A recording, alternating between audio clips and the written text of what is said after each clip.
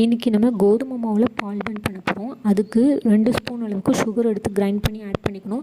அதுக்கப்புறமா ஒரு 3 ஸ்பூன் அளவுக்கு தயிர் ஆட் பண்ணிக்கணும். அதுக்கப்புறமா கொஞ்சமாக பேக்கிங் சோடா, அப்புறமா 1 கப் அளவுக்கு கோதுமை மாவு, இது எல்லாத்தையும் நல்லா மிக்ஸ் பண்ணிக்கணும். அதுக்கப்புறமா ஒரு 4 ஸ்பூன் அளவுக்கு மில்க், இதையும் நல்லா ஆட் பண்ணி மிக்ஸ் பண்ணிக்கணும். அப்புறமா ஒரு 1/2 ஸ்பூன் அளவுக்கு நெய், இது எல்லாமே சேர்த்து இந்த கன்சிஸ்டன்சி வர அளவுக்கு நல்லா மிக்ஸ் பண்ணிக்கணும். அதுக்கப்புறமா கொஞ்சமாக சுகர் சிரப் ரெடி பண்ணி வச்சுக்கணும். ஏன்னா ஃபைனலாக நம்ம இதை ஃப்ரை பண்ணிவிட்டு சுகர் சிரப்பில் தான் டிப் பண்ண போகிறோம் அதுக்காக. அதுக்கப்புறமா இதை ஆயிலில் நம்ம ஃப்ரை பண்ணி எடுத்துக்கலாம்.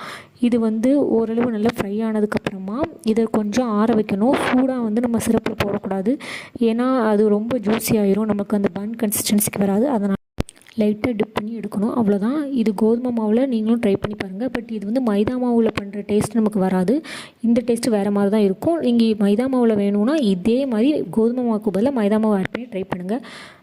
நீங்களும் ட்ரை பண்ணி பாருங்கள். தேங்க்யூ.